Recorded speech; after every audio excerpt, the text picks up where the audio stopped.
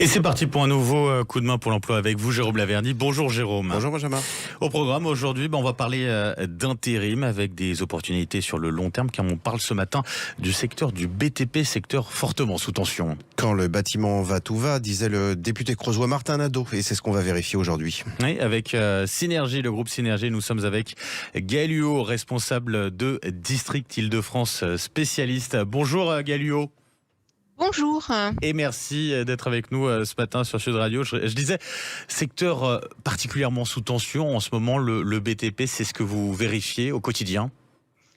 Oui, avec les équipes au quotidien, on est sollicité par les entreprises et ce d'autant plus en Île-de-France avec tous les projets qui sont menés en Île-de-France, que ce soit le Grand Paris Express, dont fait partie aussi la partie Jeux Olympiques. Voilà, on a un certain nombre d'enjeux sur l'Île-de-France et forcément les équipes sont sollicitées sur du ponctuel et sur du plus long terme, comme vous le disiez tout à l'heure. Et sur quel métier en particulier on a des tensions peut-être encore plus fortes dans ces métiers du BTP ? Alors on a diverses demandes en fait et de plus en plus. Alors bien évidemment on a des demandes sur du gros œuvre, sur du maçon, bien évidemment de façon assez récurrente et de plus en plus les chantiers avançant aussi. On a des demandes sur des métiers qui sont en lien avec la transition écologique aussi, puisque beaucoup des acteurs ont aussi des obligations et des engagements sur cette thématique, et donc on voit des besoins arriver sur des canalisateurs, des étancheurs, toujours avec derrière un fort recours à de nouvelles compétences, et puis on a aussi toute une partie de demande sur du second œuvre avec des profils où on nous demande d'avoir des gens polyvalents sur des profils plutôt techniciens du bâtiment. Donc ce qu'on avait l'habitude d'avoir où on nous demandait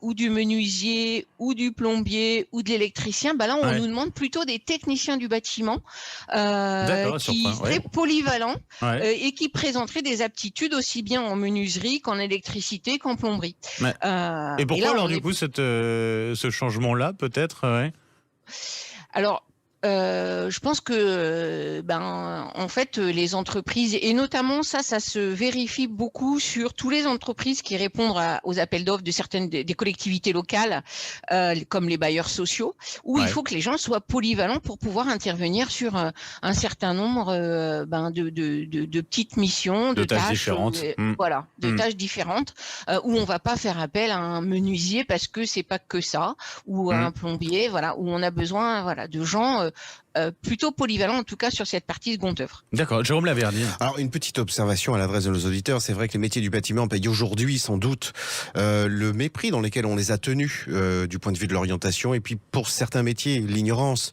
dans laquelle on a laissé planer tout un tas de jeunes vers lesquels on n'a pas orienté vers ces métiers, et pour autant qui sont des métiers qu'il faut considérer comme très évolutifs et dans lesquels il faut qu'un jeune s'imagine ne pas s'enfermer comme un silo, mais qui peuvent basculer sur plein d'autres métiers, technicien de maintenance, chef d'équipe, voire même on voit des profils de commerciaux dans certaines enseignes en lien avec le bâtiment. Une petite question à l'adresse de Gaël Huot. Est-ce que vous sentez cette forte demande de recrutement tout aussi forte dans les petites et les grandes entreprises, ou comment vous êtes sollicité ? On est sollicité à la fois par les grandes entreprises et aussi par les PME, TPE.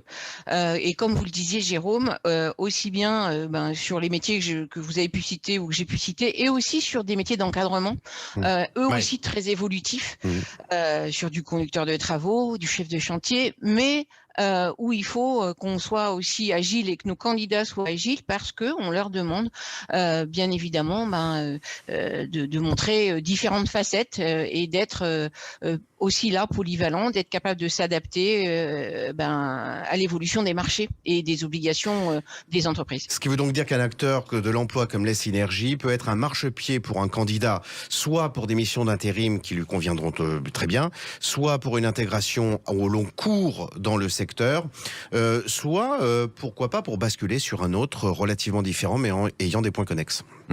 En tout cas, rendez-vous sur le site de Synergie. Finalement, Gaëlle Huot, si on veut plus d'informations. Ça a été un plaisir de vous recevoir ce matin sur Sud Radio, responsable, je le rappelle, de District Île-de-France, spécialiste donc pour Synergie. Merci à vous et belle journée. Merci. Belle journée à vous. Merci. Merci beaucoup et merci à vous, Jérôme Lavernier. On se retrouve demain pour un nouveau coup de main pour l'emploi. À demain, Jérôme. À demain, Benjamin.